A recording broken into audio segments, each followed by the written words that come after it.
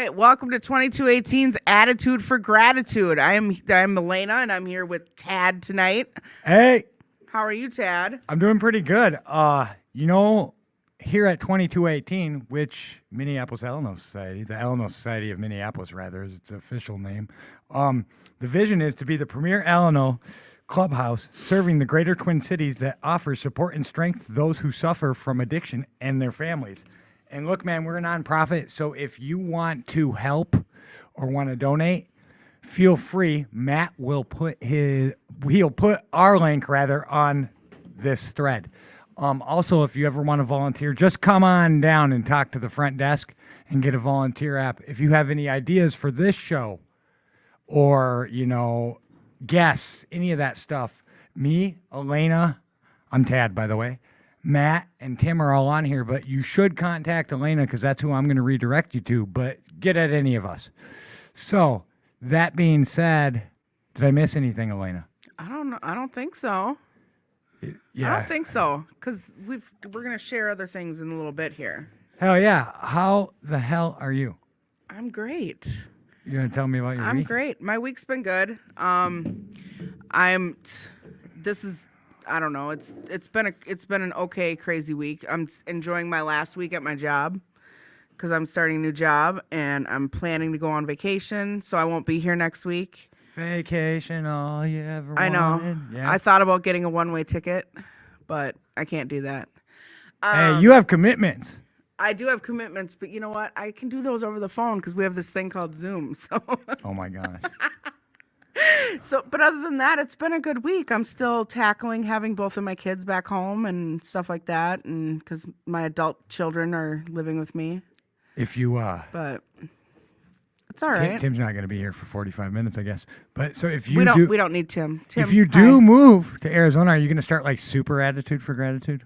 It won't be Arizona. That's too hot for me. Oh, okay. I It don't know. won't be Arizona. I've been looking at Mississippi and South Carolina. Oh, you're going south. Yeah. I can see you doing that. Yeah. I can see you being a southern girl. I know. How was your week? How was your Good. evening? Oh my god, my week, my evening, just crazy. So, I went through peer recovery specialist course, which is like 50 hours, 10-hour days.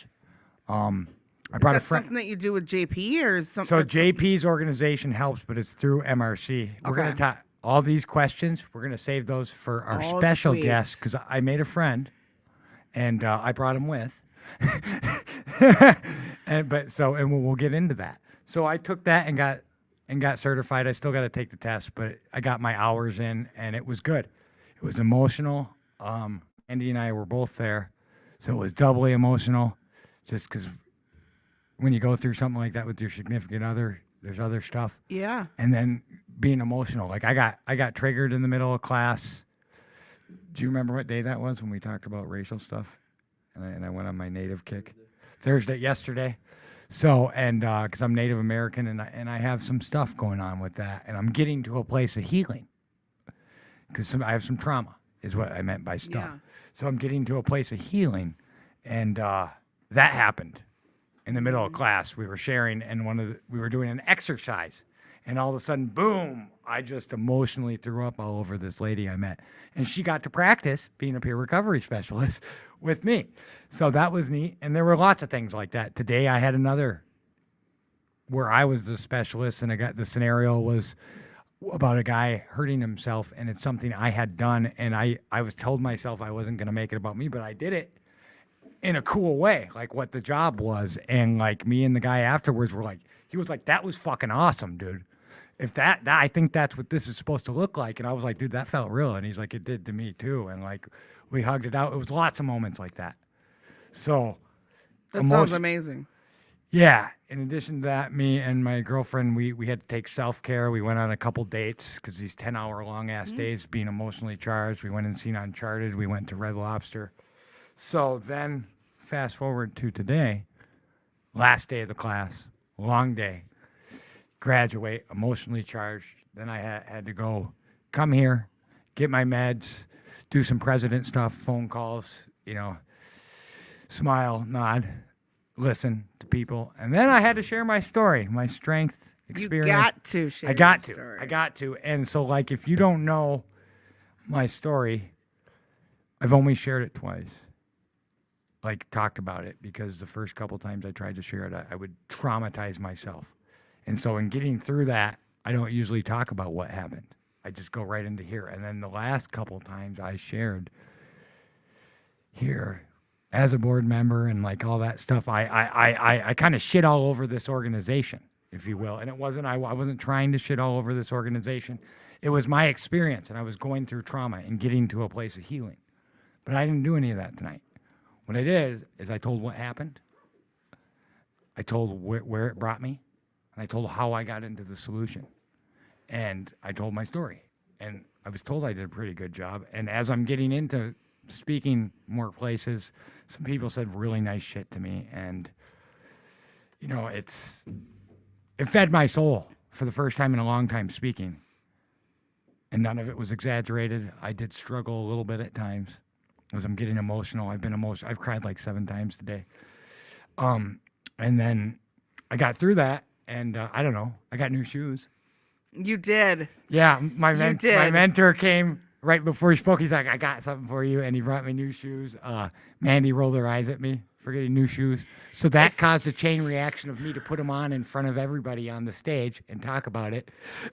For anybody that can't see those, they are a pair of Converse, and they are white, and they have lots of other colors, some purple, some green, some They're very nice. Yeah, so that was cool. But like I said when I started, I don't always get free shoes from people. That's not a thing usually, but sometimes stuff like this does happen to me and I believe it's because I live right and I help a lot of people out and people like me, and that's because of me. That's not Exactly. That's not always great. My friends in here, I got a lot of friends in here.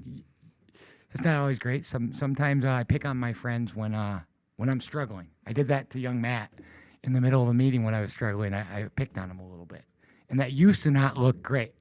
So, like, you know, thank you, and I'm sorry, and thank you for putting up with me and loving me, all you people that I've done that to through the years.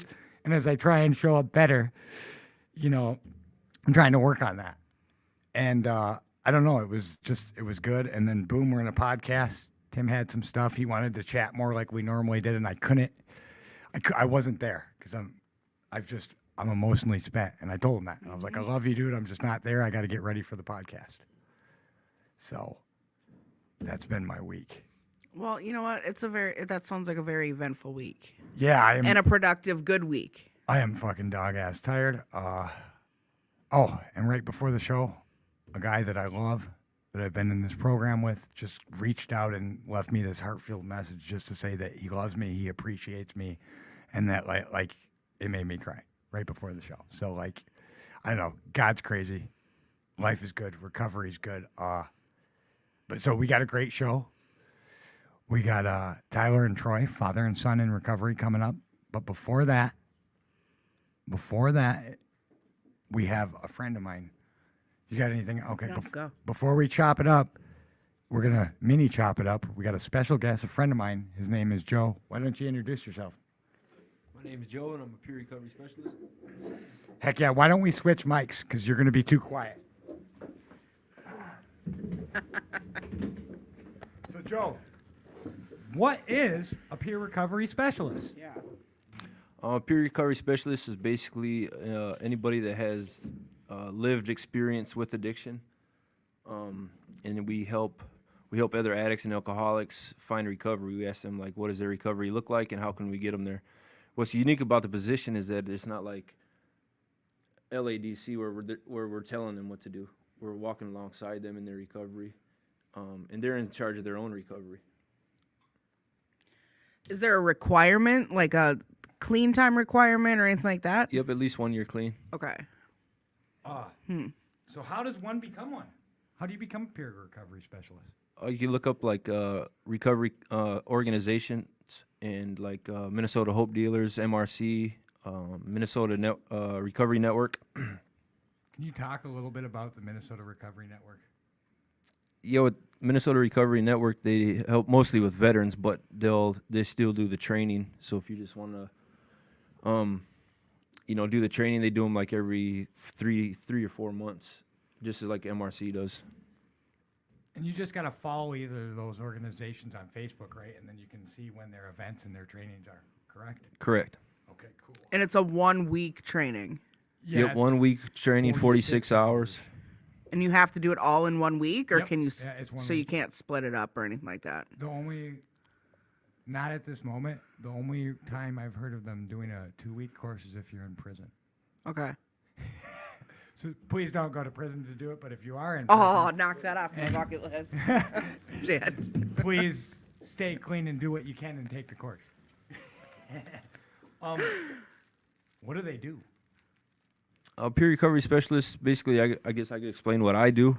I work at a halfway house in St. Cloud called Focus 12, and they're just either the guys are coming out of prison or they're coming out of treatment.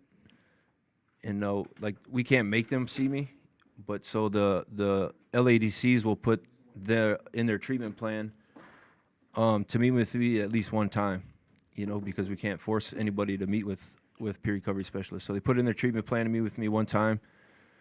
And typically they keep rescheduling with me, and I give out resources. I'll do one-on-ones, facilitate addiction groups.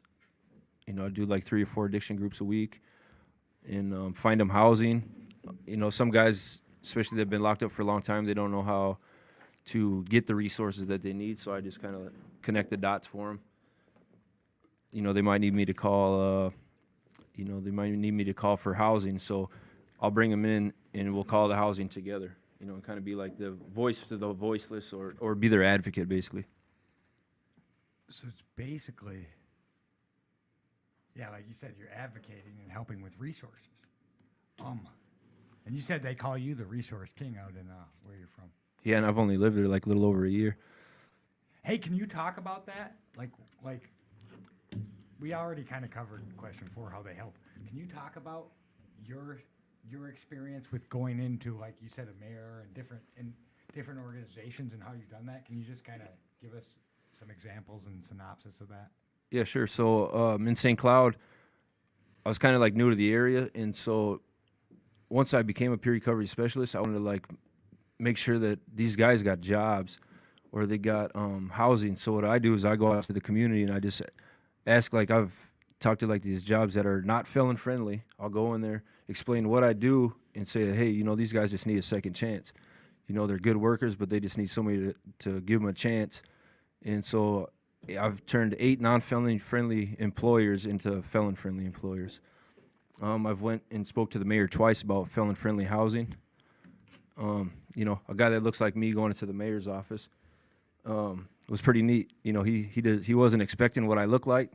And so we've had some pretty good, engaging conversations of what we can do to break the barriers to make more felon-friendly housing up there. Also, just You just kind of shared an example of how you smashed a freaking stigma. yeah, Mm. yep. So how did you become one? So we know you took the course, but then you got a job at a place that didn't even have one. You want to tell us Right. about So I got out of prison a few years ago, and up to this halfway house that I work at, and I was basically already doing it as a client there. I was already doing like helping with resources and stuff, even though I'm not from the area, and and just like building the guys up, empowering the guys. And so the director came to me and after I graduated and says, if you get the peer recovery specialist training, we'll create a position just for you, hire you, and so I thought that was pretty neat that me just coming out of prison, but they seen something in me that I didn't see in myself. And it's a job that I feel like I really excel at because of the relatability. I've been in prison, and so like these guys, by me telling them something, they'll listen to me more than they will their counselors that hasn't lived that life. Right. I kind of wish I had a peer recovery specialist, but whatever. Now, and that's the reason I have become one myself. My why is because I want to be the resource I didn't have. So I want to smash fucking barriers for people who think that we're just worthless people and they don't understand, because that's a real thing out there. This disease, right? This disease affects more than most people, and it kills. What was that statistic about World War I and World War II? You know what I'm talking about? How that just since, was it like 2001? Yeah, something Heroin. like that. The heroin. Overdoses have, opioid overdoses have killed more people than World War I and World War II. That's crazy. And like, so it's a pandemic. You know, this disease is a pandemic and we're not treating it that way. We're shaming people. We're giving them a big fat F on their head and telling them they can never be successful. So that's one of my whys. That's why I like going in and surprising people. Like they judge me off the way I look, but then when I open my mouth and speak about and be an advocate, you know, they're like, wow. Right? So how do you like doing it? I love it. I do it for free with just the bonuses I get paid. Don't maybe not let your employer know that. Yeah. We all got to eat. So how do you get to be one? Or no, we already asked that. How do you get one? How do people here like, hey, I freaking need one? How do they get one? Well, the position, like before when they first started peer recovery specialists, they were kind of treating us like we were techs. You know, we're Yeah. not. Now it's its own unique position. And so if you're coming out of treatment, most treatment facilities have them. They're going to like hospitals. I've even heard of like cop ride-alongs. You know, they can ride along with a police officer and. It's starting to become, so it's an officially recognized position with a degree and everything. And you got to take schooling, and it's recognized by Minnesota and all states. But so they're starting to become a thing, huh? Yeah, now it's its own position. We get paid way more than tech. Well, not way more than techs, but you know we get paid more than techs. I don't know. It's cool. Just and they're all over the place now. They're like starting to pop up. Cause like when I took my certification test, there was probably like 24 people I think that was taking the test with me that day. And that's one of the reasons I was just taking wondering. is for the sober house I work for. He wanted me to become one, and so that was one of my whys. But also like dude, I learned so much in this class. And how was that? So you were there from Tuesday on. Like you essentially did the class again, just sitting in, being helpful, and got to reabsorb. Yeah, I think it was a cool experience just to like go back now with some experience after the training and like be on the job training, and just to support the new trainees, you know, to answer any questions, because there wasn't none of that when I went through the class. Like I wanted to know about the test and I wanted to know more about the position, but now I'm in the position, so now I'm trying to come back and support the new trainees so they kind of get an idea about what it's going to be like in real life. So and if you guys are loving what you're hearing out of Joe, we're gonna get him back on the show for a full episode coming up here. He just happens to be in town, so I just happened to get him on real quick. Yeah, thanks for having me. Hell yeah! Before you run, Joe, what's So- something you want to tell us, or do you got a question? I do have a question. So where exactly do people go to get these jobs once you are one? Like, I mean, they're all over. Like you pretty much go to any treatment. RS Eden, New Beginnings in Waverly. Sober homes are requiring Yeah, them sober now. homes. The hospitals are gonna have them pretty. If you Google it, you could probably spend all day scrolling looking for peer recovery specialists. So there's two kinds. You could either be a peer recovery specialist or a certified peer recovery specialist. So one requires you to obviously get certified, and the other one you don't. And then they're just now creating this new one called a forensic peer recovery specialist, with just with the unique position of working with incarcerated men. So like he's a certified peer recovery specialist. The work I've done with New Spirit and now with my training, I'm a peer recovery specialist, but I'm not certified yet. I haven't taken the test. so let's say you're working with like 5 different people. Is it your job to keep track of them, or is it their job to check in with you? Like, how does that No, exactly work? it's their job to check in with me. Okay. Yep, because I can't force nobody. They might not even want recovery, you know what I mean? But it's just being there and seeing how. It reminds me of a sponsor. Right. But well, except for we're not. Except here we to don't tell get you- paid. We don't tell you what to do. We don't tell you one way. We offer different options. Yeah, there's many pathways to recovery. They Yeah. might go to Sober Squad. They might just go to a therapist. They might Yeah. go to Okay. NA. It You might know what I just mean? be hiking. It might just be getting. You might come and meet with me, and it might just be getting you resources. And also, we're big into harm reduction too, Okay. and shattering the stigma of that, because there are many ways of harm reduction. A lot of them are medicated therapy, like such as. Yeah, I mean, you could still be in recovery and smoke medical marijuana, you know, because it's prescribed, or I mean, just like if you have diabetes, you have insulin, or if you have low blood pressure, they give you a pill for that. So it's like you're still in recovery. There's just many pathways, and it's starting to come around, like where people are catching on to that.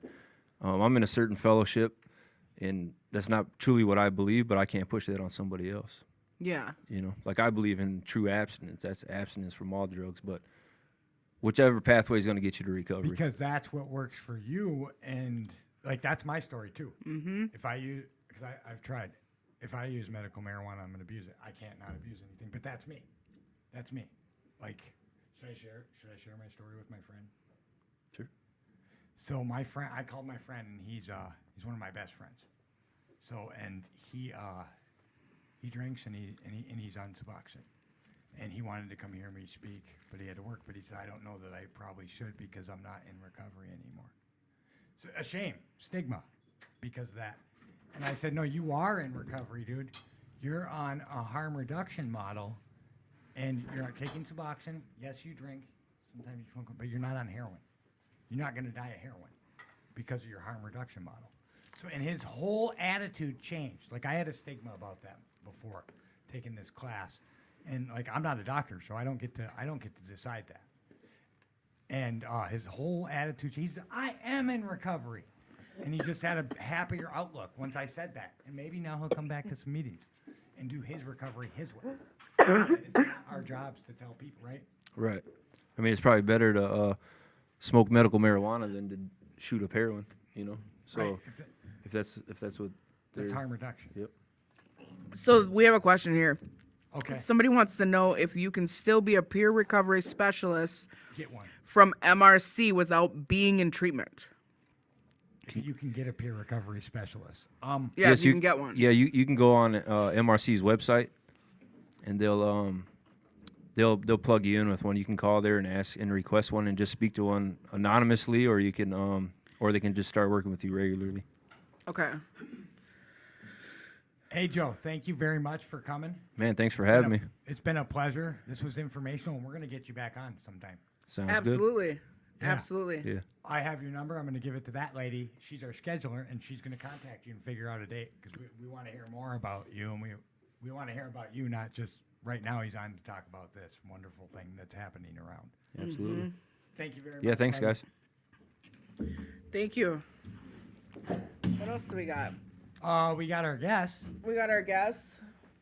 We got a We Mr. got, we got my friend Troy. This is my friend Troy. Troy. He's not to mic yet, And he's not but at his the mic son yet. is. His And son then- is. And then we have this guy named Tyler. Chop it up. Chop it up. Chop it up. Are chop you it ready up. to chop it up? Yeah. Oh yeah. Okay. I felt like we didn't say it, so I said it We 30 didn't times. say it because we were doing other stuff. Mr. Warren's here, so Yeah, Mr. Troy, Warren. Warren, you want to come over? Tim, I don't know why I'm calling Warren. Would you like to come over the mic? I'm gonna go say bye to Joe. You can't even say the word.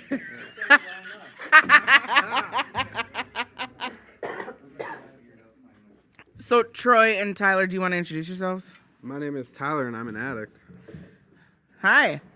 I'm Troy, and I'm an addict. Well, now that we all Father know and that we're son addicts. powerhouse of recovery. Look Yes. at this. In the house. Father and son that live recovery, do recovery together, live together.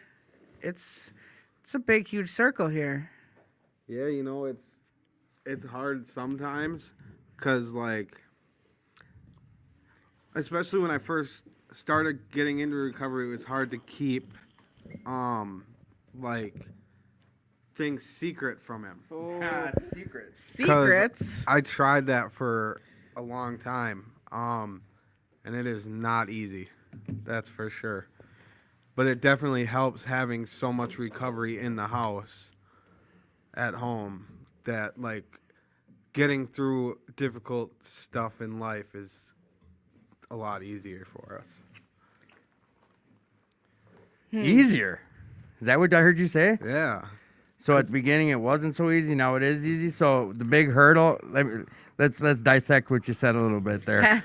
The beginning was a big hurdle. What, living with pops or doing recovery with pops or what? What Be- kind of pick that apart a little for Being us? honest for me.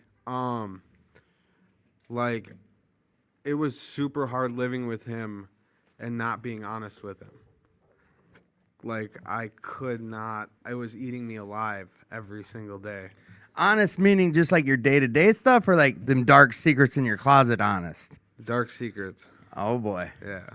And what, just over time that slipped away or you realized it didn't matter or what? I mean, how'd you overcome that? Definitely over time it slipped away.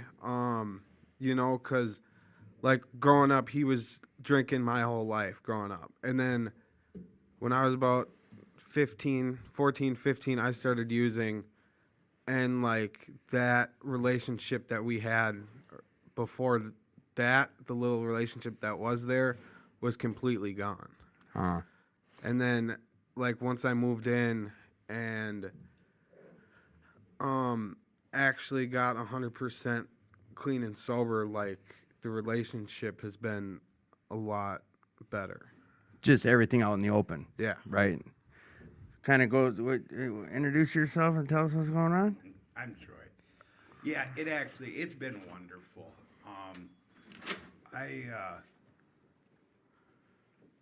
I started this because Tyler got into recovery, and it took me a while to even know what recovery was. It's just something I was never introduced to at all. And we had, a father-son relationship in his younger years, grade school years, but it wasn't until like these last 3-4 years that we've actually both been in recovery that it's been working. So, yeah.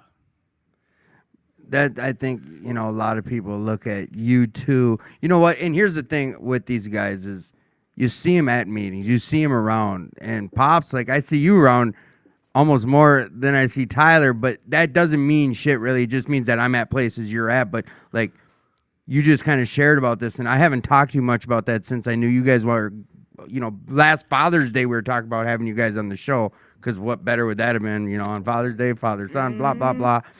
But you were talking about, like, I don't know your story, your history, but just now you kind of shared, like, you didn't know what recovery was.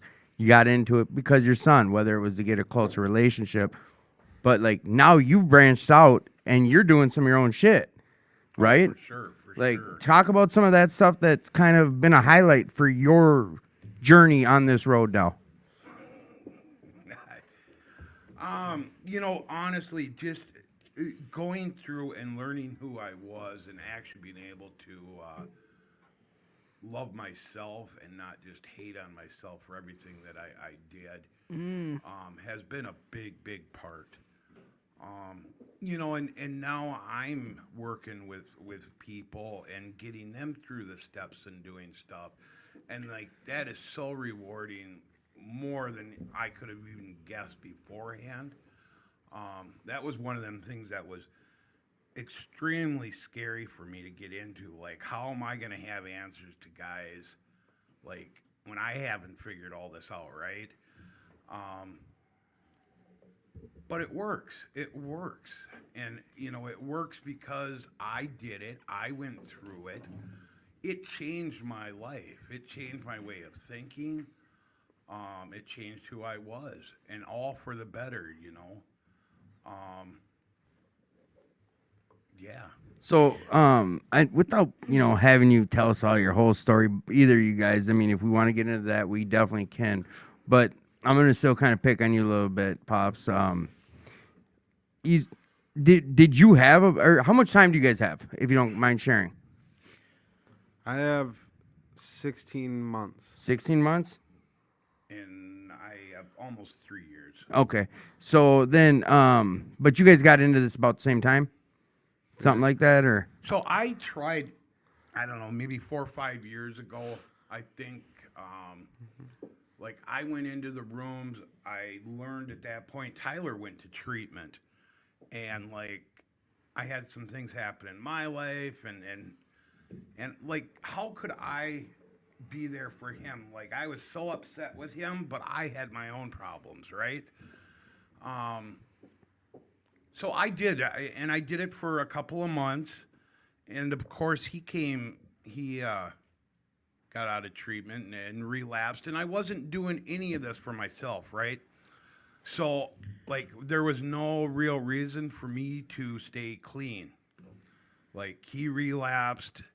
I wasn't very involved in the program other than going to a couple meetings a week. I didn't, get a sponsor. I didn't start doing anything. And I went back out for about 1.5 years. So you were one of us. You didn't just get into recovery because your son did. You were No, that you were out there I- getting it in. I got into that because he was in treatment. Okay, but you drank and you partied, Yeah. like you earned your seat, not just because you wanted to be here with your boy. Correct. But like, am I hearing it right that like you didn't feel it was, or no? I guess I'm making a leap. Like, it wasn't a deal where you felt I can't sit here and preach to him while I'm still out here getting fucked up. You Or- know, there was a definite part of that. Me and his mom had split up years ago, and like, it just gave me more room to do whatever I wanted, right? So obviously things got worse, substances got more. So yeah, it came down to like, listen to what I say, not what I do, type of thing. No, I hear you. I've always wondered this, and I didn't even want to run into you guys till you were on the show because there's all these questions I kept having. And now, like, I'm gonna throw it back to you, Tyler. Yeah. What was that like though? While you're struggling with your addiction, whatever it may be, booze, drugs, whatever, and you got Pops over here. Like, how was that dynamic? Was he over here in your head, or you over there like, you can't tell me shit, you're partying too? Or like, how was that? Like share about that. So, when I was younger and stuff like that, it started with weed, and like I wouldn't smoke it when I would go to his house on the weekends when I would go over there. And I've never really mentioned it to him. Right. But then once the harder drugs came into place, once I moved back, because after my parents got divorced, I didn't want to live with my dad. And when I was younger, my reasoning was completely different than my reasoning now. Like, my reasoning back then was my dad drinks too much, I don't want to be over there. Okay. But it really boiled down to my dad really wanted to parent me, and I didn't want that. 'Cause like, I love my mom and stepdad to death. I Okay. do. But like, growing up, I had a really fun childhood, But he wanted to parent me after they got divorced, and I just wasn't having it, so I stayed with my mom, and we moved around a lot. We lived in Missouri and Florida, but like, when the hard drugs really came into place, once those hard drugs came into place, I could not hide anything anymore. Were you trying to hide it still? At first I was, but then it got to a point where everyone knew, and at that point I just wasn't trying to. Right. And when it came to my dad, I lived with him after my mom moved back down to Florida, and I chose not to have a roof over my head, because I could not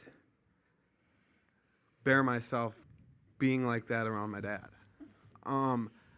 Which was fucked up for me, because like, I watched him drink and use my whole life, but I could not stand him seeing me like that. I couldn't do it. So instead, you're just like, I'll go be homeless versus doing what I want to do in front of my dad. Yes. Shit. I couch hopped and lived in my car. And the only times I really talked to him through my addiction was when I absolutely needed something. When I needed my as car. we always do. Right. When I needed my car out at impound, I called him. And when it absolutely came down to the bare minimum, I had nowhere to go and I had no money left, I went to his house and the door was always open. Yeah, and I understand that. It's so, I mean, we're not gonna sit. We're gonna get into some solution talk here pretty quick. But I just wanted, like, our audience and myself, I want a little backstory. Like, I've always looked. You don't see many father son duos in here. Like, and I'm not defining you guys with that, but this shit's cool. I mean, it is. A lot of people, I've seen it. A lot of people wishes their old man was in here, or had that connection. Like, you guys have some. 90% of this community doesn't have, and that's awesome. Like, see you guys at bowling and see you at Monday nights. I mean, all over the doing this thing of recovery. So, like, that's huge. So, recovery comes about. What was the final? What got you here where you finally heard the message? so I first came, like, truly came into the room. So, like, 5 years ago, I got out of treatment, and I went to a meeting that night. The day I got out of treatment, it was my 30 days. Went to this meeting. There was one guy there having the meeting, and the whole time we were at the meeting, he wanted us to leave because there was some fire going on down the street at somebody else's house. He wanted the meeting to close. He didn't want the meeting at all. Okay. And, like, I really took it, like, bad. And I went out and used right after that. Right. And that led me onto a 3-year Bender. bender. Like, and I got arrested, like I always do, and ended up back in treatment. And I got out, and, like, I did all the stuff that was suggested to me when I was in treatment, like, go to outpatient afterwards, go to some meetings, get a sponsor, which I didn't get a sponsor for a long time after I came into the rooms, and we'll get there. But, like, I got into the rooms, and I loved them. A really good friend of mine that passed away, he brought me to my first meeting the day after, 2 days after I got out of treatment. And The last time. Yeah, The- this okay. last time. And that was little over 3 years ago. And I consistently went to meetings for 6 months. Was clean and sober for 6 months. And then he decided to quit drinking. And he ended up in the hospital. And I had all these reservations. If something ever happens to one of my parents, I'm going to go back out. And I went and seen him in the hospital, and I thought he was going to die. And I left there and I went to the bar. And it led me on a 1.5 year bender of drinking, going to meetings consistently, going to the bar. AA or NA. NA. Okay. Yep. Oh shit! You weren't doing drugs. Nope. No. And that's what I told myself. Oh, for real? Yeah. That's hey, what I told okay. myself for a long time. Right. And for a 1.5 years, I collected my tags and I went to meetings. And I shared not on my experience, strength, and hope. I shared on bullshit. And then the longer I was doing that, the more clean time he was getting. And I watched him grow, and I watched all the stuff work for him. 'Cause I can see it work at through people at meetings and stuff like that, but I only see him at meetings. Right. But actually watching my dad live his life and, like, watching the recovery grow, it really took a toll on me because I'm like, I should be there. You know, I should. If I would have just been honest when I went back out in the first place, I think I wouldn't have went out as long as I did. Who knew you were drinking? Was it a big secret or? I thought so. But Dad, did anyone know he was drinking? Dad? You know, I knew I knew there was something up, right? But I didn't know exactly what was going on. And we're sitting at a meeting, and he, like, stands up in front of everybody and collects a 30-day chip or something. I don't remember exactly how it was. And, like, you know, it was type of thing where nobody in the rooms knew about it, you know? So, yeah, I mean, I guess I didn't know exactly what was going on. I didn't know how much was happening.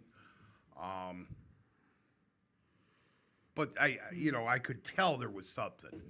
But yeah, I think the way he did it was very strong, you know, just to do it like that and not have a conversation with me prior to that meeting was something else.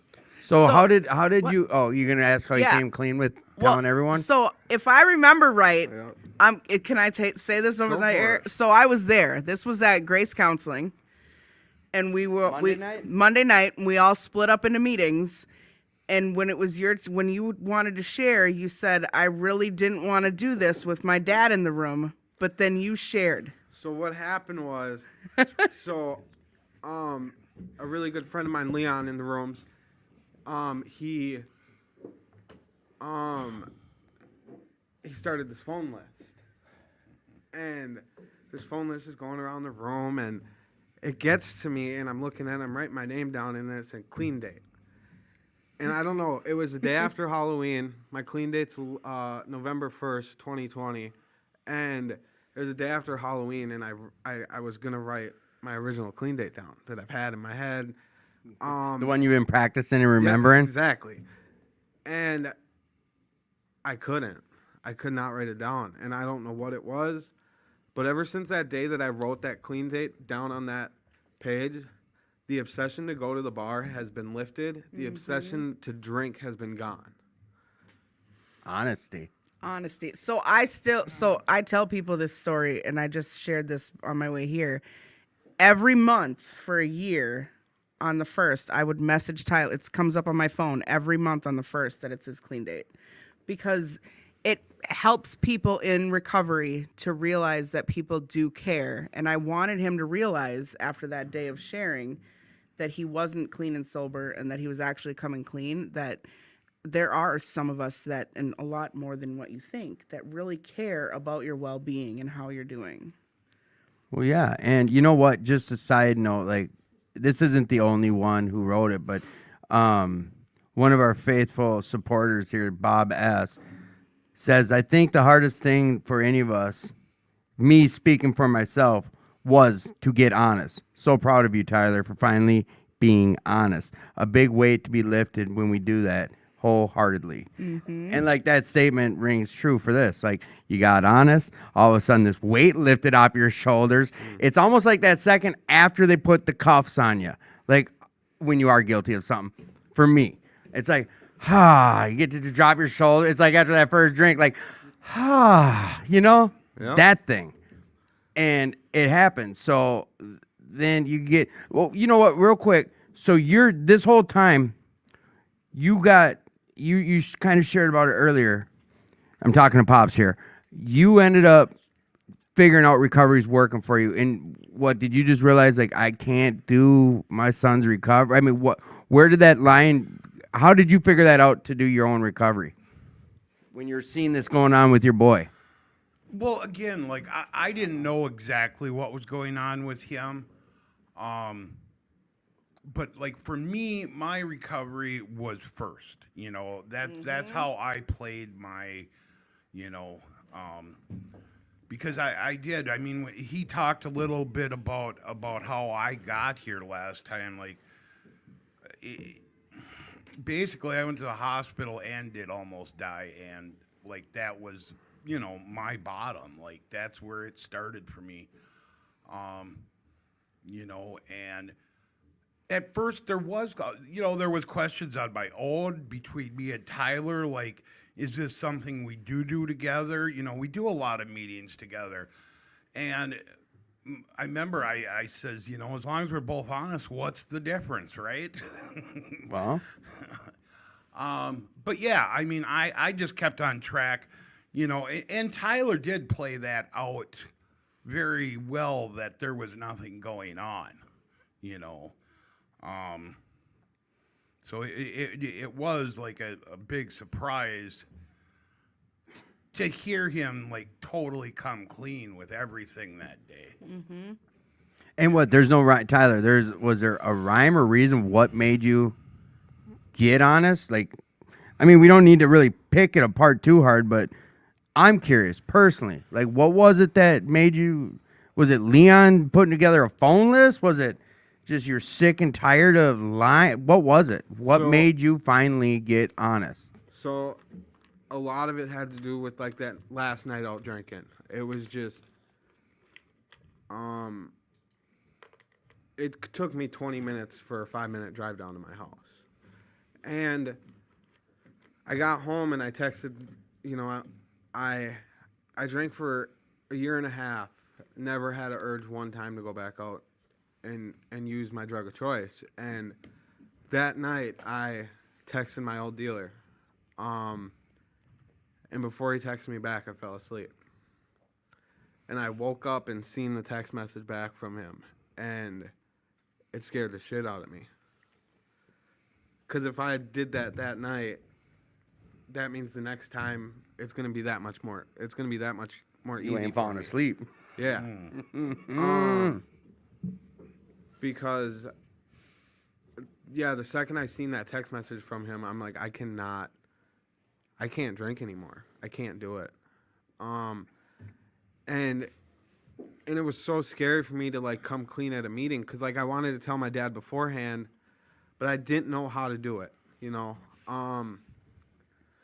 And I had kind of planned this all in my head that I was gonna share that night that I had been drinking. My clean dates changed, and I didn't know that it was gonna happen the way it did. Yeah. I did not want to be sitting next to my dad when I did it because my biggest thing is I didn't want to disappoint him. And, you know, I didn't want to disappoint him, so I think that's what kept me drinking for so long. But after that happened that night, it was very clear to me that, like, I can't do this anymore, or it's going to end up really bad. Well, and then I think from what you just shared too is like we had Rick B on here last week talk about, you know, he was sitting in wherever and he said basically I will do whatever it takes, and he felt something. You said what you said, and all of a sudden the obsession was lifted. You got honest. Like the first time you really got honest, and the obsession lifted. Yep. Like everyone's story I've been hearing time and time again, it's all different. And like Tad and our other guest was what was his name? Joe? Joe. Yeah, Tad and Joe were talking about like we all have our own journeys. Like, but what a lot of what I keep hearing is once people get honest. Whatever Rick said, it was like he got honest with himself. Sounds like he finally was like, dude, I'll do whatever it takes.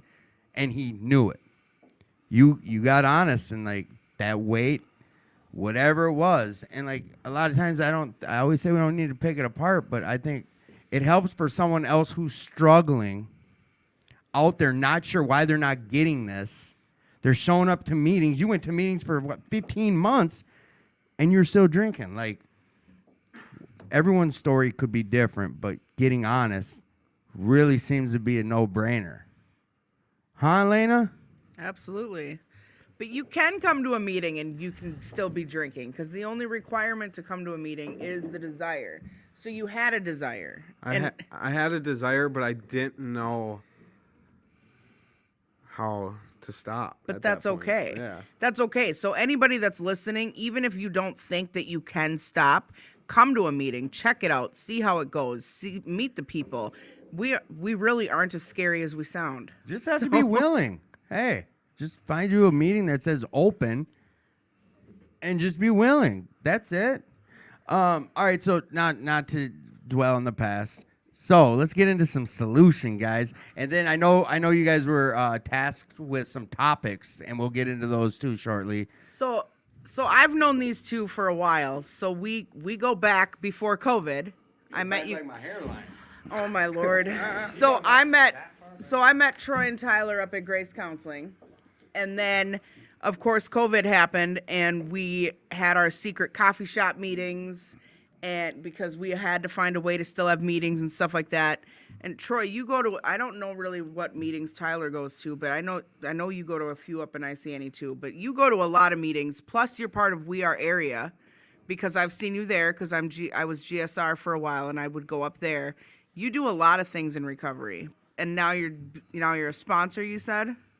So what else besides the We Are Area and something that you do? And that's for NA, right? That's all for NA, yeah. Okay. So I've stepped back from chairing meetings just more than anything since COVID happened, just to get other people involved and keep them coming to meetings. I became vice treasurer in the area level. Just recently you got voted in. Yeah, it was a couple months ago, yeah. Yep. And I don't know, like I said before, you know, the more I do in this program, the more I get rewarded, you know. I've always said, like, if it's working this way and it's getting better, I'm just going to keep doing it this way, right? And for me, that's always been kind of my motto. Like, why do I want to ever go back to that shitty way of thinking, that shitty way of being? You know, I don't have to live there. and I don't want to live there. Absolutely. Absolutely. And then Tyler, you do fun stuff. We do fun stuff. So Tyler and I went on an adventure with our friends Leon and Chelsea. And we went on this huge nature hike. I can't remember where it was, but I think it was out in Wisconsin somewhere. Yep. Right after you came clean about everything, and then we went and checked out that awesome weird sculpture garden. Yep. There was this cool sculpture garden that we checked out where people make sculptures out of junk. Most amazing thing I've ever seen. I love junk. So that was really fun. What else do you do in recovery? You know, for a long time when I first came into the rooms, it was meetings. And I thought that was the only way that I was going to figure this out and stay clean and sober. And, you know, the more clean time I get, I don't want to say the less meetings I need, but it's the less meetings I've been going to. I do a lot of fellowship. And I got engaged since I've been in this program. Woo! To our beautiful friend. My beautiful fiance Shauna. But we do so much like exploring in nature, and we go up to Duluth way more than a person should, but it's worth it. And like I just love getting outside now. That day that you're talking about when I remember I had like 5 days. Mm-hmm.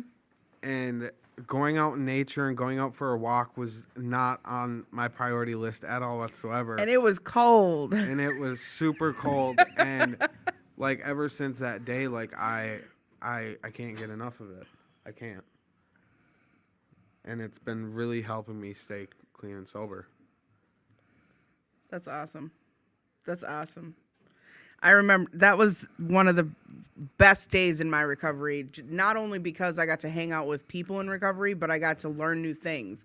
Like, if anybody doesn't know who Leon and Chelsea are, they can teach you so many things about nature and their agates and everything else. Like, we did so much stuff. Like, we watched beaver dams. Like, Tyler and Leon tried to go get a beaver. Like, there was so many cool That things sounds that we were somewhat doing. dangerous. It's not dangerous. It was fun. If you catch the beaver, it's dangerous. They were climbing up tall things and taking pictures, and Chelsea was climbing up a tree that you couldn't even reach the branch. Like, That she had to sounds like. amazing. It was amazing. And that's an example of what your recovery can be. Like you can make your recovery anything you want. Absolutely. Like for a long time, I thought, you know, when I first came in the rooms, they had all these suggestions, and when I first came in the rooms, when I heard the word suggestions, I heard rules for some Yeah. reason, and I didn't want anything to do with those. Understandably so. Right. Rules and- suck. Right. And like the last 16 months, I have my recovery. I have a sponsor. I work the steps, but I don't go to as many meetings as a lot of people think that I should go to, or that I used to go to. And what's working for me is working for me. And you know, for a long time, I thought I had to live a certain way to be in recovery, and I'm starting to learn that the way I live my life is the way I live my life now. Hell yeah. Yes. Yes. So do we want to get into segments quick? Yeah, we can do that. Do you yes. have one? We do. Oh, you want me to do a segment? You want me to do one of my segments? We're gonna do, and now, do you have one ready? We can if you want. And so we're gonna do 2 segments, and then we're gonna get back to our guests. First, we're gonna go to self-care with Elena, and here is the wonderful, the great, the incomparable, the presidential Elena. Yeah, we're not going to go there. Okay. So, this week, so I was going to talk about this last week, but I'm going to talk about it this week, and there's a few people in our audience that need to hear this. That we're not going to say no names. But we're going to talk about self-forgiveness. Because there's so many people that I hear talk about things that they've done in their past and things that they've done not even in their past. They might have done something last week and they use it as like a crutch of why they can't move on and do something else. They hold on to it, and we can't hold on to things from our past. So they're called mistakes, and mistakes are learning experiences. We are trying to learn new things. We're trying to learn a new path. So we have to start to have conversations with ourselves. We have to remember that we are our toughest critic. We are. It doesn't matter about the people around us. It matters what we do to ourselves and what we say to ourselves. So you have to tell yourself sometimes that you're doing enough. You have to remind yourself that you are enough. There's so many things. You have to quit playing the tape inside your head saying that you are a terrible person. You are not a terrible person. And stop wondering about the what if. What if this person finds out what I did? What if this person... So they find out. So they find out what you did. You are not that same person. You are not who you were in before. You are not doing the same things that you were before. You are making meaningful changes now in your life right now that don't need to be brought up with your past and what you used to do. You're not doing that right now. So don't continue to suffer in any kind of remorse or guilt. Don't continue to do that, because the whole point in recovery is to keep moving forward. If you stop because you are stuck on the one thing that you did in your past that you are not continuing to do right now, how are you expecting to keep moving forward and being better for yourself? So I don't know. I want people I try to give everybody a thing to do once a week. So this week I want you to forgive yourself. I want you to find something deep down that you couldn't do, that you can't forgive yourself for, and forgive yourself. If you have to write it down and burn it, or if you have to do whatever, let's figure it out. If you need help doing that, then Call reach Lena out. and tell her, and she'll help you too. Yeah, call me and tell me.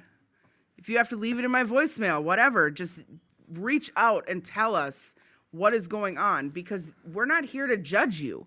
We're not here to, and if there is somebody judging you, you know what? There's going to be 10 other people that aren't going to judge you. So don't worry if somebody judges you for something from your past. I bet if they open the book of their past, it's not that pretty either. So this week, I want everybody to work on self-forgiveness. Hell yes. That's all I got. And that was Self-Love with Elena. Now we have that special time of the show where we do this other segment called Tidbits with Tad. What? It's Tad this week, not Tim? What? Tidbits with Tad. Does that mean That doesn't that's even have so a ring to right? it. Remember when I tried it when he wasn't here and I fucked it all up? So hey, Sending Tim dad jokes right for like so, the last week. nice. on So TikTok. hey, I'm Tad. I'm one of the hosts of this show, and look, man, we're gonna get into tidbits with Tad. But first, what do you call an elephant that doesn't matter, Elena? I don't know. An irrelevant. Oh, Jesus. What kind of tree can one fit in your hand? A palm tree. Oh, my God. Why do bees have sticky hair? Why? They use honeycombs. The people in the audience are trying not to laugh right now. That's all right. That's all right. Hey, knock, knock. Who's there? Theodore. Theodore who? Theodore wasn't open, so I knocked. Oh, my God. Hey, what do you call a nun in a wheelchair? What? Virgin Mobile. What do you get when you cross a rabbit with a shellfish? What? The oyster bunny. Oh, my God. All right, so hey. I just can't. Right. So tidbits with Tad today is pretty simple, which of course means after the show's over, we are going to get final thoughts with Timmy. If you're confused, it's because I've had a long week and I got to go do self-care. And, I want to personally thank the guests. After this segment, they will be back on, and Tim and Elena will be your guides on this journey. They're wonderful hosts. You'll be fine without me, I promise. So, my little tidbits are meeting people where they're at is important. When we do that, there's no shame. It's way easier to get into the solution if we meet people where they're at. So, like, for example, when I was able to meet myself where I was at and realize that I had trauma and I had problems, then instead of bitching about it and creating more trauma, or trauma drama, as I just made up, you know, and becoming another problem, I was able to admit that I was hurt, things happened, and now I can get to the solution. And, you know, that's my little tidbits, but I got a couple more jokes before I go. Yeah, I got one more too, but go. Go. Go. Oh, go. Yep. All right. Well, Did you hear about the rancher who had 97 cows in his field? When he rounded them up, he had 100. How do you keep the basketball arena cool? You fill it with fans. oh, hey, that's a dad joke. What kind of dog does a magician have? A labracadabra. Abracadabra. This one is complimentary of my very good friend and girlfriend. It is. What's the #1 dating site in Mississippi? What? Ancestry.com. Oh, that's messed up. I got one for you, Tim. What? Go ahead. What do you call a line of rabbits jumping backwards? What? A receding hairline.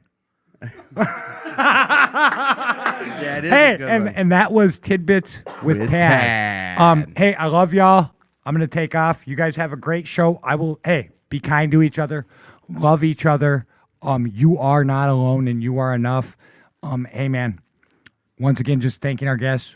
We have Mackenzie on next week. They'll cover all that in the show. Hey, I've been Tad. You guys have been awesome. And here's Tim. Thank you, Tad. We love you, brother. Go get some self-care done on self. It's the word self. Now, back to your regularly scheduled program with Troy and Tyler. Boys, you were presented with a text message earlier in the week from Elena saying, hopefully, you guys read that long-ass message, which kind of enlightened you about what you were up for, upcoming to, what the show is about. I mean, I'm sure you're both faithful listeners that listen every week and already know. But we tasked you with a couple topics to bring to the show. Which one of you guys would like to bring up the first topic, if you have one? So, we were talking about this the other morning when we got the text message, and we couldn't really decide on one. So, I'm just going to pick one, and he's just going to have to roll with it. Oh, there's not a wrong answer. No. Like, You know, I really wanted to talk about, like, healthy family relationships in recovery. You know, I've met a lot of people my age or younger in these rooms, and their parents are still out there.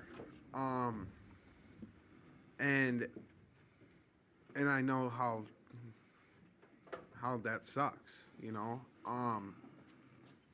And like our relationship from where it was to where it is now today is something I couldn't have dreamed of when I was a kid, you know. Because I always thought it was just going to be just surface level relationship with my dad, and it is not even anything like that anymore. So yeah, we could talk about that. so on that topic, would you, I mean, this is a simple yes or no answered question.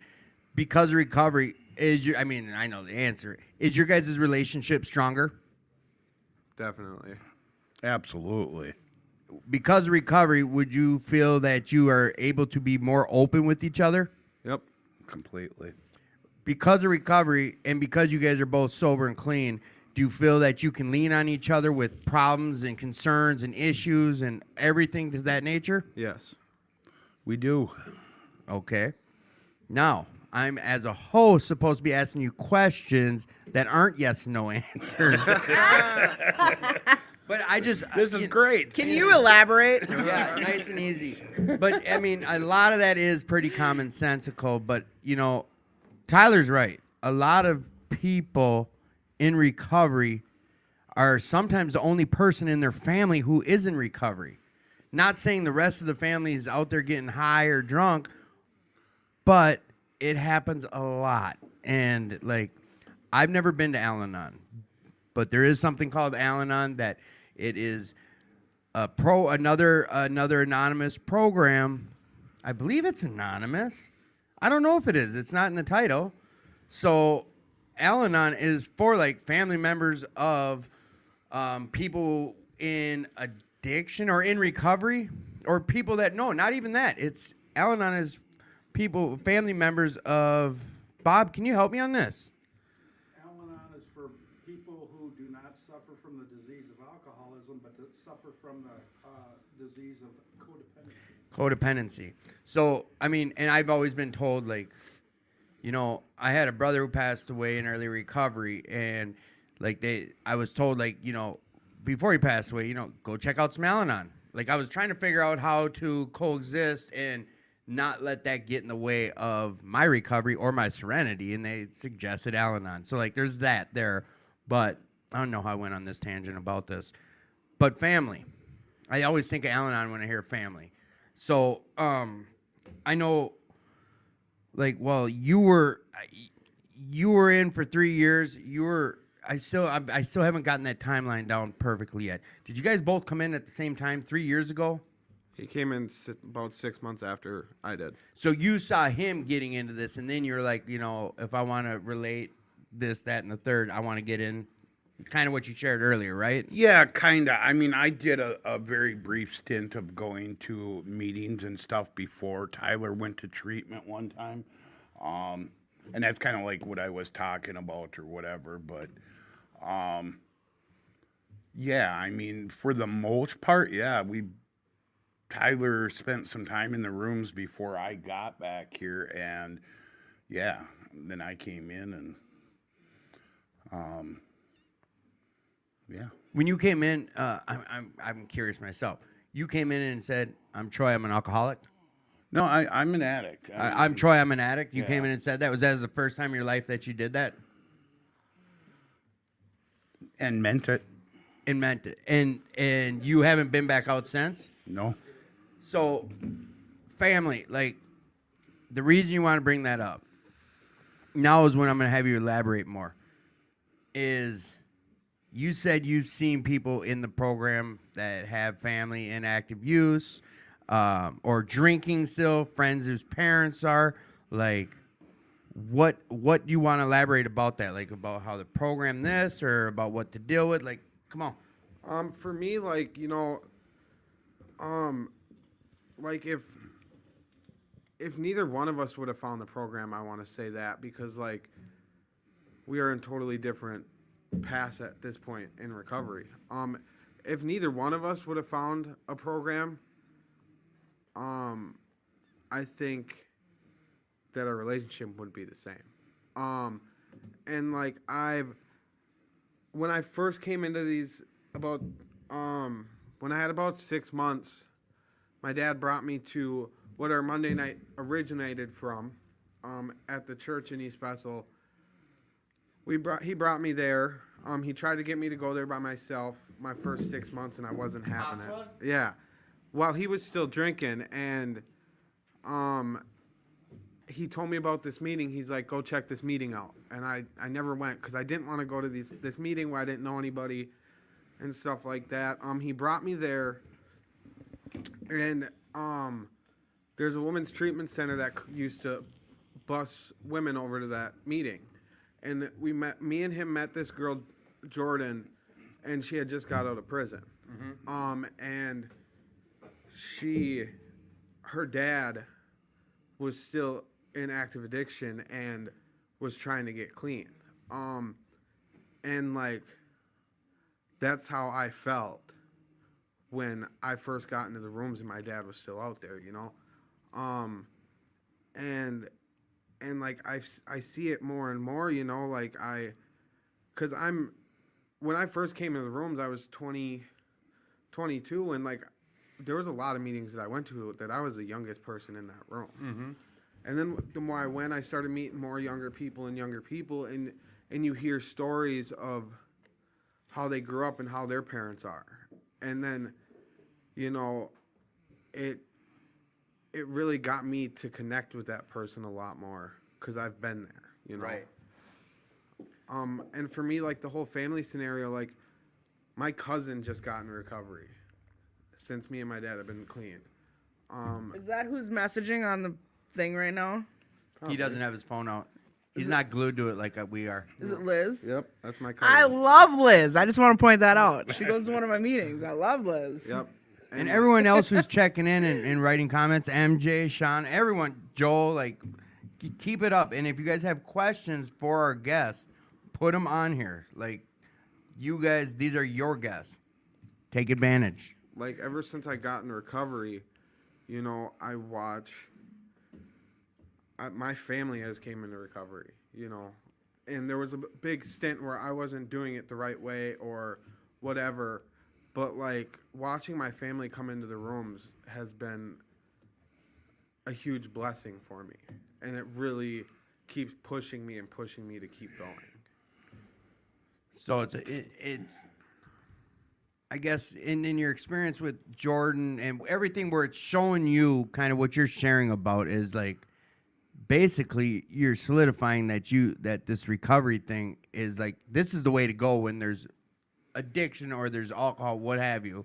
Like, what do you suggest these people who are in recovery and their parents are still getting sideways? You know, when my dad was still using, like I didn't force him to do anything. But I did about once or twice a week when I was gonna go to a meeting, I'm like, hey, do you want to come with? And he would say no, and I'm like, all right, I'll ask you next time. Just throwing it out there, and I still have a lot of friends that still actively use and stuff like that, and like I just throw it out there randomly. I'm like, hey, there's this meeting that's going on. If you want to come, you can come. If you don't, you don't.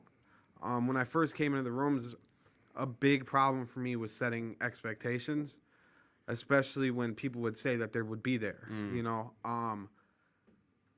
that was a huge thing for me when I first came into the rooms. But now, the longer I've been in the rooms, it's like my expectation levels are pretty much gone at this point when it comes to recovery, because I can't expect someone to. Someone just texted me. The first step to resentment is usually putting expectations on something. Exactly. So you can agree with that statement? Yes, like for a long time, like especially when my dad started telling me about this Monday night meeting, like I'm like, come with me, and he was like, no. I'm like, and that would build, for me, it would build a resentment, you know, because you're like, how are you gonna tell me to go to this meeting but you won't even come with? Because when he would tell me about it, it wouldn't be on a Monday, it'd be on a different day. So I would have this expectation, like, oh, he's coming with. Right. And then it would come, and he's like, are you going? And I'm like, are you? He's like, no. I'm like, then no. And that, you know, I just got done with my step 4, and, like, the resentments that I thought I had that I thought were really worth putting on my list. And then as I'm writing them down, I'm like, I don't need that on there. I'm not even, like, because I think about it, but then you know, for a long time, resentments ruled my life. I let everything, because if I have resentment towards you, that's only hurting me. 100%. It's not hurting anybody else but me, and it took me a long time to figure that out. Explain that. Like, you're saying resentment, but, like, break that down. What you just said about, you know, it's affecting me, not someone else. Like, examples. I know what you're saying, but I want it from your mouth, how So, you see that. My biggest resentment that I've ever had in my entire life was towards myself. And that resentment towards myself, 6 years ago, when I was getting high, it's a family tradition that pretty much the whole family gets together, and on my grandpa's birthday, we go down to Fort Snelling and we go see him and my grandma. Okay. And that whole day, I'm on the phone. I'm sitting in some apartment. I have no idea where it's at. Nothing. I'm sitting in somebody's apartment getting high on the phone with my aunt. I'm on my way. And then finally I got the phone call that says, don't even bother showing up. None of us want you here anyways. And I never went. I never went back. And my fiance, like, she came with me. I finally went down there this last winter. That resentment was on myself. I just worked through that with my step work too, because I still had a little bit of it even afterwards. A lot of that resentment was gone after I went there. I worked through it with my sponsor, and he was like, he even said to me, and you know, I looked at it this way too, but like, if I really put it down on a piece of paper, my grandparents are gone. Mm-hmm. They are not upset with me that I didn't go down there that day. They are proud of me of where I'm at today. There you go. My whole entire family that was down there that day, they're not upset with me. They're proud of where I'm at today. Mm-hmm. So for 6 years, I held that resentment on myself. That was a huge, like, burden on my life for a long time. I heard you say the word fiance. We're going to talk about that here in a minute, too. Okay. Didn't think we were going to slide by that so quickly. Because that is a gift of recovery for you. But I guess when you went down to talking about, you know, having this resentment against yourself, I heard you say something before that I was trying to get at about, you know, when you're sitting here getting pissed off at Matt, or you're mad at someone, just pissed off about whatever. Who's the one who, you know, if they wronged you, you get mad at them. Who's the one hurting? You. Yeah, all right. Well, you're pissed off at Blow Joe for whatever reason. You're the one struggling, not that person. So, like, this program has given that to me. Like, that's what I've gotten. One of the biggest things I've gotten from this program is that piece of information right there. And whether I still get mad at someone, it softens the blow me staying pissed off at someone, because it takes me a lot less time to realize now, like, huck, I'm the one mad. They're over there having a good old time, and I'm sitting here pissed off.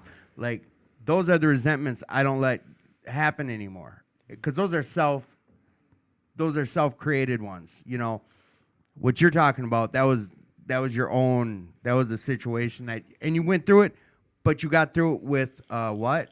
My fiance. Yeah. All right, so let's talk about that for a second. Then I'm going to bug you, Troy, for a second after that. A fiance? Yep. Who? How? What? When? Where? Why? Let's hear the story, because it's a Why? recovery-based situation. So yeah. And she's in the back blushing. You can't wipe the smile off her face. No, So- she's always blushing. Come on, I'm trying to She's feed always a blushing. picture here. Well, I'm trying to help her for a minute here. She's always blushing. So I met her in recovery. And I'm grateful for it every day. I met her at Sober Bowling on Thursday nights, and we like hit it off right away, and like I'm so grateful for it, you know. I asked her to marry me when we went down to Florida for New Year's. Just the two of you? I went down there with my aunt and uncle and my cousin. And she was your girlfriend? Yep. All right. So you met at Sober Bowl. I'm picking apart your relationship.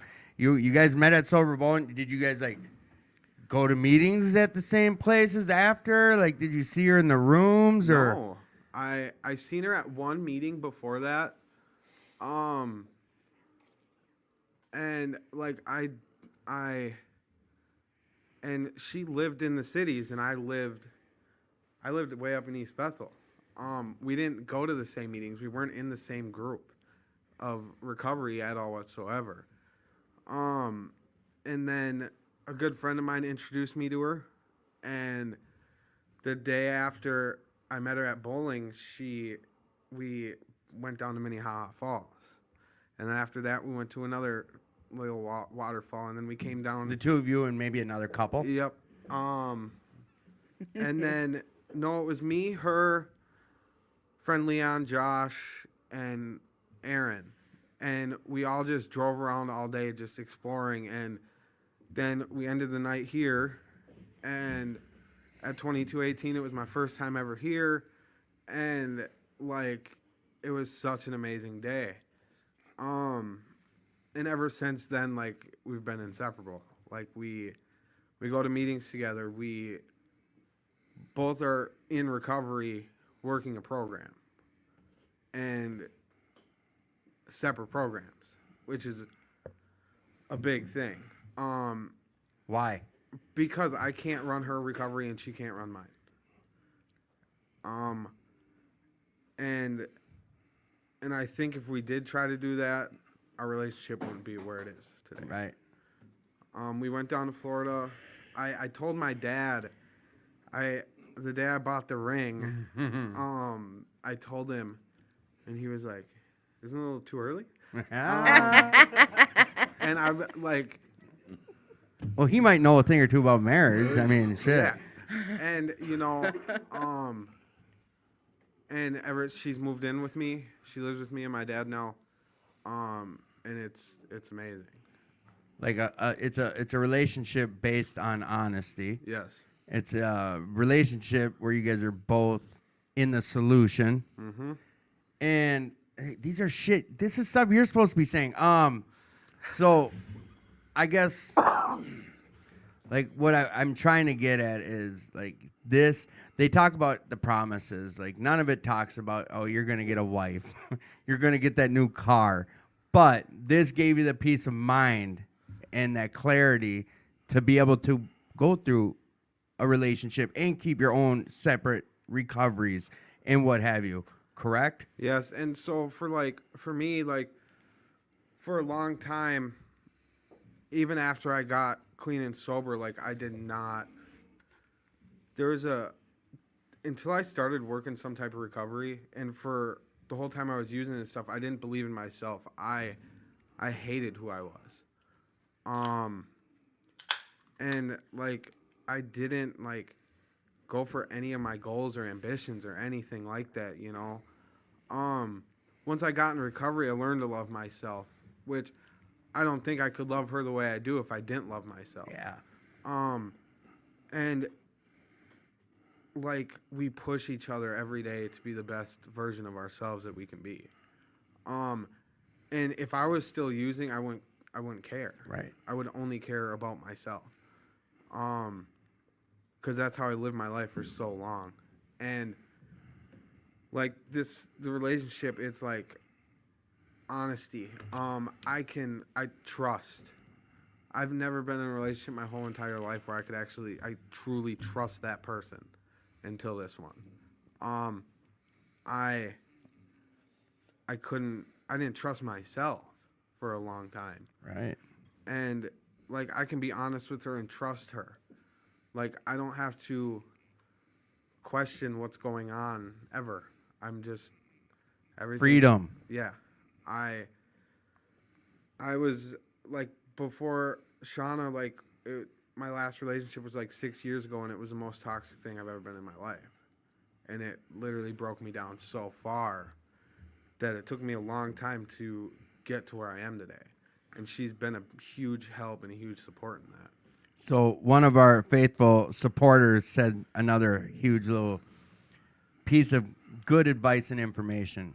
If you take care of your recovery, your relationships will take care of themselves. Yes. Love you, Tyler, and also you, Shauna. I see you two doing this week. I'm trying. Yeah. Blah blah blah. I'm trying to read. Oh, I see you two doing this well. So, Dad. Being an older timer. Dude, I'm one of the older guys in recovery. With the meetings I go to, I'm usually one of the older guys in the room. Right. That's why I managed to go to this Thursday night men's meeting where I'm not the older guy in the room anymore. Oh, hey, Bob's here. He's one of the guys in my Thursday night meeting too. But have you know, I see you at Grace. I see you at meetings where you are one of the older guys. Do you see, what's your experience with that younger guys coming to you, seeing you work in a program? What's that do for your recovery? Does it happen? Talk to us about it. Then Bob's going to ask you guys some questions. Of course, I see a lot of younger people, and it really reminds me, first of all, where I came from and where it started. I don't know. There's, of course, there's parts of me that are jealous because, if I could have got into this, years and years ago of how much, but, that is what it is. Exactly. There's nothing I could do about the past. It's over and done with. So, yeah. And it's, I don't know. there's plenty of old guys in recovery too. I think my question come off wrong on that. It was more or less like it. You said that younger, like you're mentoring some people, or do you have like, what's that do for your recovery? Working with others is more or less the question I had. It fills me to be able to like show these guys how to get into the step work and do that. Fills my heart. Like it brings me back to where I was when I first got in and my sponsor started with me, like how much I wanted to learn and really had no idea about any of this and how I was able to change my perception of what all this was, is what I want to give anybody that I work with. So you got a new perspective and a new guide on how to change and live your life a little healthier, is what you're saying? A little bit, Bob. A little bit. Just a little, right? And then I know that you're very involved, not so much as you were when I first met you. I think I've known you guys about a year and a half or so now. And it's been just a true blessing to watch and see how your guys' lives and your recoveries are unfolding in front of all of us. It's just really cool to see an open book of, the thing about getting honest and being honest and living a life of recovery is the blessing of the miracle unfolding in front of you, and you don't even realize it. You know what I mean? And it's really been fun to watch your and Shauna's relationship blossom. It's just so cool. And then your two relationship blossom, which is unbelievable. Usually dad and sons are yelling at each other. Right. So that's what I love. You can agree to disagree, I've noticed. And I really love seeing that. And do you think that getting involved early on, getting your feet real wet, Troy, in your recovery as far as being active with MNAC and all those other types of things, do you think that really helped you a lot? Oh, absolutely. I mean, it was mentioned a little earlier about some stuff, but like if I can't have fun in recovery, like this is all the stuff that I enjoy doing, the camp outs, the outings, that is really where what feeds me.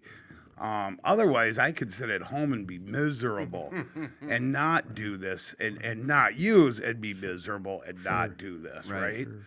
So for me, it's getting out, having the fun, doing the bike rides, whatever it is. That's a part of recovery I really enjoy. Right. I've noticed that about you. And then I've also noticed that on this guy, the younger kid's side of the street, that guy likes to run around up north and lick rocks and stuff, don't he? Yeah. It's a great Tell us a time. little about that. Me and my fiance, we just get away. I used to, even her, when we first met, we both were going to a meeting almost every single night.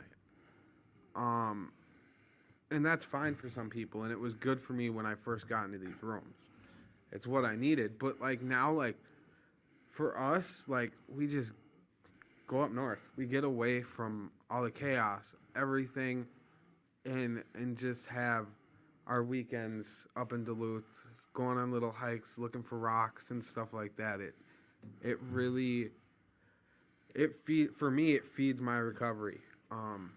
And it's where I feel closest for me to my higher powers, when I can just sit on that beach by Lake Superior and just like stare out into water and I just talk. That's your freedom. Yeah. So real quick, that's Bob S. that you guys are hearing. He came in. It's been a while since we've had you on. I'm Under glad the you're radar. here. Glad you're here.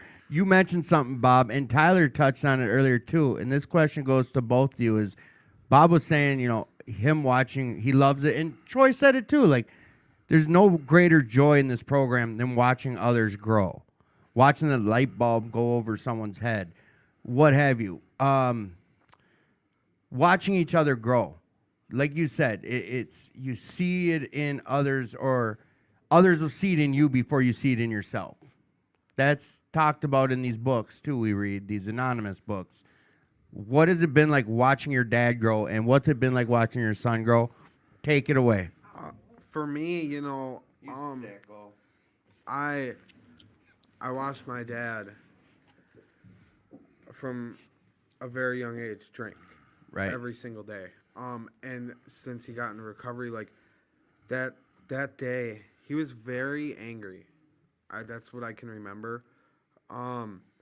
Like that- as in bitter anger? Yeah, and that day that I walked into the rooms and was honest and changed my clean date and all that stuff, and I was sitting next to him, I had this idea in my head that he was gonna get mad, and he was gonna get angry, and he didn't. And like even before that, like I could watch his whole attitude, the way he carried himself every day, like completely change. And like I can see my dad genuinely happy when he goes and does stuff. And like when I first got into when we both first got into recovery, like we were with each other every single day. I got home from work, he got home from work, we went to a meeting. We went out for fellowship, we came home, we went to bed. We woke up early together, drank coffee, whatever, and like I've loved watching him turn into the person that he is today. The relationship that we have today is something I'm truly grateful for, and I thought it was never going to happen. I really did. So, like that point you thought Pops was gonna snap on you, like that just like, and Bob was saying it, like that bitter, miscontent or content or God, come on, ill manner, discontent, whatever. So you watch your Pops Bitter grow. and despondent. Yes. What's it been like watching Tyler grow, or tell us a little bit about that? It has been wonderful. As of late, like to see a healthy relationship grow between the two of them has been absolutely wonderful. Like after me and Tyler's mom broke up, like I picked out a couple really unhealthy relationships. The type of Is your picker broke? psycho maybe is a word. But like to see a healthy relationship grow together and that's something I hadn't been part of, right? So this is like me seeing my son do that. That's fucking amazing to me. Right. So we're gonna want to make sure our phones are on silent out there in the audience world. So here's another one for you. you're good, you're I good. had the blessing, this is Bob again. I had the blessing of having both Shauna and Tyler in my boat for a day. Oh, that's well, a couple right. of times over this last summer, wasn't it? We got out a couple And they of caught times. fishies. But yeah, the coolest thing that I saw was they weren't arguing. What's up with that? They're in a confined 18 and a half foot space, and they were just happy and content as could be. I couldn't believe it. We were out there for quite a while. Yeah. Spent most of the day out there. How's that for you guys too, to be in close proximity with each other and not tearing each other's heads off? Some days it's hard. I'm really bad at communicating, and I've really learned that in recovery. So I'm really good at picking stupid fights. But like and a lot of it, I don't know, had to do with, and like we get in fights and stuff like that. It's stupid. It's dumb. It's always dumb, and it never matters. It's stuff that doesn't matter. But like when we're out having fun, like that's all we do. And the more when we're out of the house, when we're fishing, when we're out hiking and stuff like that, it's just stuff that I truly will remember for the rest of my life. That's all good and all, but now we got the other half here. The fiance is in the house. I was just gonna say, yeah, And we've got you'll be Shauna. introduced. So Shauna's here. Hi guys, how's it going? So what's so really cool, I gotta say, I just gotta say this about Shauna. She's so awesome in the fact that I'm very good at interrupting conversations, especially when she's in the middle of talking. And what's so funny is she'll be talking to someone and I'll be asking her a question and she'll just keep on talking to that person. I'm like, wait a minute, I'm thinking to myself, I'm being ignored here. And then all of a sudden she'll look over at me and she'll go, I'm in the middle of a conversation, Bob. So that's what I love about you is you're focused when you're speaking with someone, you don't drop what you're talking about. You stay focused on the conversation. So has that really changed for you in recovery as far as being focused on the conversation you're in and being in that moment with that conversation rather than getting distracted? Because I'm ADHD boy all over the place. So can you? Yeah, so like at a very young age, I mean, it's always been important to me. At a very young age, like I was never heard and nobody ever listened to me. And so like, I don't know, I've always just been a good listener. I think everybody deserves to be heard. Everybody has a voice.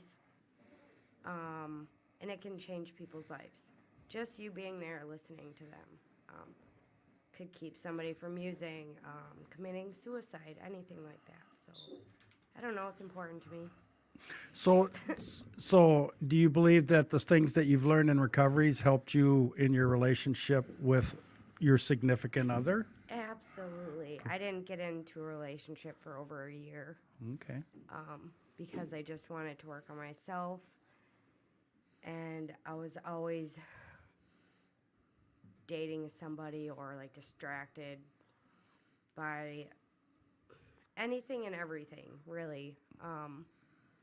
But like this time around was I just took everything serious. I mean, I've been in 13 treatments and jail about the same amount. And so like I just wanted everything about this time to be different. So Well, I've noticed that I follow, we kind of developed a really neat friendship over the last, almost 2 years now. And what's really cool is I see you working on your recovery, like I said, and Tyler working on his recovery, and you working on, and Troy working on his recovery. And the coolest thing is your relationships are closer than I think they've ever been, it seems to me anyway. I just love the fact that I see a really awesome mutual respect for one another. I don't see arguing. I don't see belittling, which can happen a lot in those close proximities. So it looks like recovery is really working well in your guys' lives, and you guys are a very good example for others to follow. I really believe that wholeheartedly. So, well, thank you. Thank you. yeah, it's just been a blessing to watch you guys do what you're doing, with your lives. So, how about the not having to lie about to your employer or any of that thing about being sick and stuff? How's that working for you now, Tyler? Because I remember when you were still on the fence when I very first met you, and then finally you came clean about 6 months after I met you, and that was really cool to see. So I have never been able to hold a job at all my whole life. Since I came back into the rooms, I have my driver's license again, which I haven't had in 6-7 years. My boss trusts me. I can go to work, and the whole tables have turned. The guy I work with doesn't have his license now, and I do. So it really helped me, and I really truly believe that's a gift of recovery. Because if I was still drinking or using, at that point I would have got pulled over. I would have went back to jail. And I get all these responsibilities now, and I can show up for them in my life and at work and stuff like that, which is I'm truly grateful for. So do you? Okay, I got a question for each one of you. Troy, Troy, Shauna, and Tyler. Starting with you, Troy, do you think developing a relationship with something greater than yourself, a higher power, do you think that's helped you? That's been huge.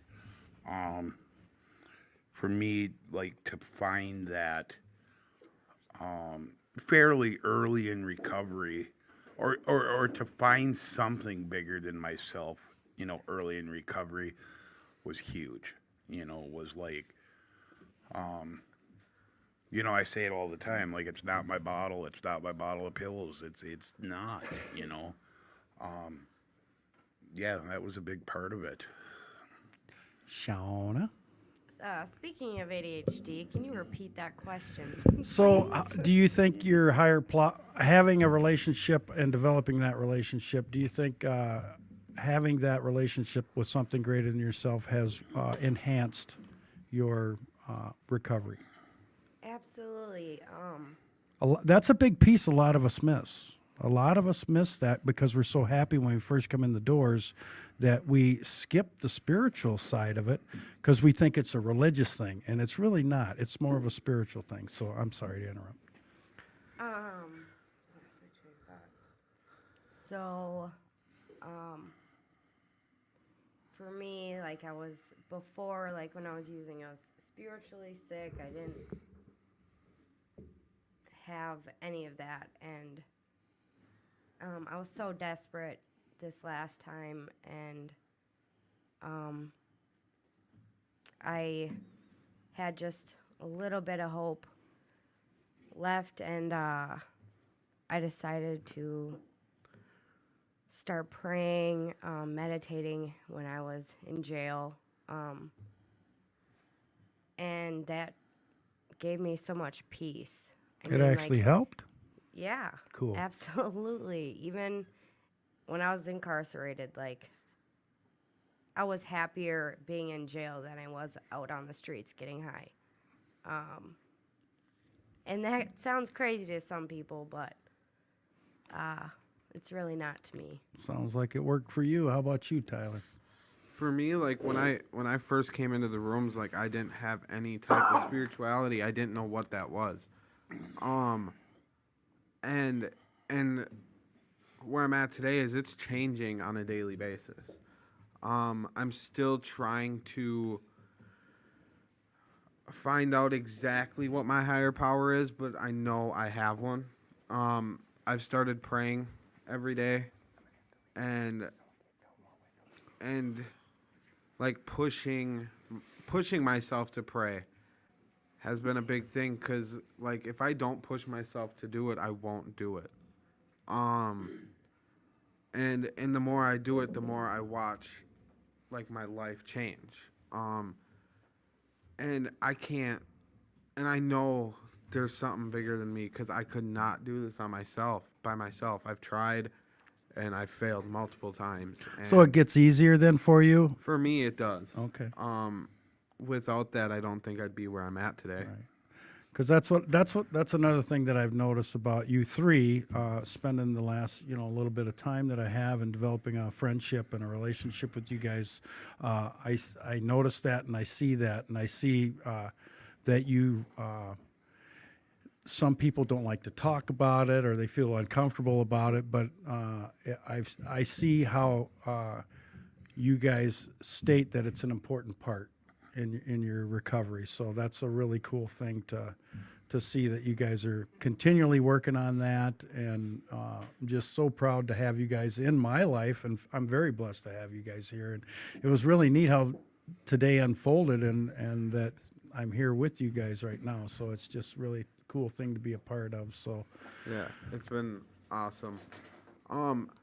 Because for a long time when I came into the rooms, people would talk about spirituality, and they would push me to find a higher power, and I'm like, I'm not doing this for you. And I've slowly worked my way into finding a higher power, and it's working for me. So. Hey, you guys, the show's nowhere near over yet, but I just really wanted to thank you guys for stepping up and coming on tonight. Father and son, you can't ask for something better. And to the audience, you're never alone. You are loved. Please reach out if you're ever struggling. Keep it up, Bob. Keep going, Bob. Well, alrighty then. Okay, I got to put my joke in for the evening. What's clear on the outside and gray on the inside? An elephant in a sandwich bag. Now that's bad. So, but anyway, okay. On another note, let's, let's get back to where the real stuff is happening. So, so Troy, how long have you been sober now? 3 years? You're coming up on Coming 3 up on years. 3. When is your June date? 19th. June. Okay, so June, and then Shauna. My sober date is 9/19/19. Okay. Just so- had 2.5 years, Awesome. not that And then long. Tyler. I'm coming up on 18 months on May 1st. Okay, so that's just an awesome thing to see happening here. So, and then I know that you go to a couple of meetings up in Forest Lake, and then East Bethel, and then where else? I do stuff up in Cambridge and Wyoming, Forest Lake. We have, and I try new meetings too. I am good just to take off and go a little ways away and try something new. But And you're still involved pretty much in the NA community, though. Oh, I know for that. sure, for Yeah, sure. I've noticed that. So, because at some of the meetings that I've gone to with you, you've made a lot of mention about different things going on in NA, and I'm more involved on the AA side of things. Sure, so sure. I try to mention as much as possible. So, what's going on? So, with that stuff. So, so Shauna. What's up? So, do you have any sponsees? At this time, I'm currently not sponsoring women. I have a lot that I still need to work on. For Okay. myself, I do mentor women. Actually, I was a sober house manager about a little over a year ago. I But remember that. Yeah. I'm always helping people. Sure. But I'm in the middle of my step 4 as we speak. So Okay. So you're doing a lot of your own work right now Yeah. for yourself at this moment. So, and Yeah. that's a good thing. A lot of us forget that we need to keep the host healthy so that we can send a good message of recovery to other people. So, what are you doing these days, So Tyler? I just got done with my step 4 yesterday. whoop, whoop. And it's something that I sat on for a long time, for about almost 2 months. So you've And got your 5th step yep. ready to roll? Yeah, Yeah. I'm meeting with my sponsor next week, and we're That's gonna awesome. go over it. For Is this your first? my first time Full doing one? doing any type of my steps. For a long time, for the first 2 years, 2.5 years, people always told me, get a sponsor, work steps. And I'm like, yeah. Let me work my recovery. Until I started following those suggestions is when my recovery in my life has really started to unfold. Lately, I've been trying to just get more connected with newcomers. I was really bad at it for a while because I was just trying to figure out myself. So lately I've been really trying to get connected with newcomers, like our meetings up in the Cambridge area. Like there's a couple sober houses up there, so there's always new people newer coming people? in, Okay. and I'm starting to get more connected with new people as they come in. I was talking with my sponsor the other day, yesterday, and it's hard for me because I get connected really easy with people. And when, especially being in that environment, well, people are constantly coming and going back out or moving, and it's really hard for me to draw that line Right. of being a friend and like I don't know, like it's really hard for me when someone goes back out Right. because I I really want to chase. We that want person. nothing but the best for Right, those and I people. want it- Just as everybody wants the best for Right. us. And know? like at first, my first instinct is figure out where they're at so I can bring them back. You know, but I know I can't do that. I hear a lot in the circles of the rooms of you'll be sitting in a meeting and someone go, yeah, my program, my program, and I was corrected this way too. Is of course it's not going to go well if I'm running my program, if I'm running a recovery program. You know, my recovery is what I try to point them toward as my recovery. I'm trying to do this, or I'm not doing things right in my recovery right now, rather than my program, because my program kept me drunk and using for years, you know. So that's why I try to work the program of recovery. So it's awesome to see that you're pointing toward that and using that in your everyday life today. You too, Shauna, and you too as well, Troy. I mean, you guys are good examples for the newcomer coming in, you know, the people that are struggling. Especially, it's nice the fact that you can be the example.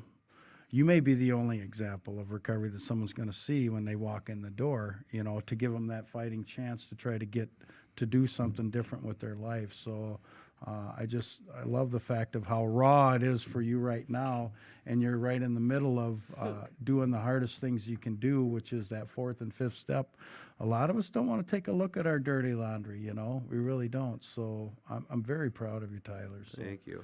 But I think we're getting close to the end here, and we've got some questions. I think a couple of questions. We don't No? have any questions. We don't have no We don't questions. have, we don't have any questions. Usually so, they do, but they don't. So we're gonna start wrapping up here, and so we're gonna start out with some gratitudes tonight. So Troy, why don't you tell us what you're grateful for? I am just grateful for recovery, the people in my life, my family, and my higher power. Hell yeah, Bob. What are you grateful for? You know, I'm grateful for the miracle of being able to be blessed enough to have the people in my life and work on being who I think my higher power wants me to be. So I strive for that, to get closer to that every day. Tyler, what in the world are you grateful for? I'm grateful for the people that my higher power has put in my life, because without them, like I wouldn't be where I'm at today. And my job and my family and my fiance, like I'm so grateful for that and the life that my recovery has given me. I am. Shauna, what are you grateful for? Hi. I am grateful for my higher power, my family, my friends, my job, my recovery, just life in general, feeling free, and I could go on and on and on about even the little things. So I'm just grateful, and I love you guys. Matt, what are you grateful for? Well, I'm grateful for the chance to sit down with my two sponsees on Tuesday and to go through the first step with them. So it's like a great opportunity for me the first time being a sponsor. So Nice. So my quote for this week is, every day, if you find someone who's having a bad day and send them some love, we might just change the world. Hey, Ryan, what are you grateful for? Well, he ain't up here. So how are we gonna ask him? Hurry up, Ryan. Get up here quick. Run. Hurry up. We're talking about gratitude here and what we're grateful for. I'm grateful for finding self-love again. Amen. What? Say that again.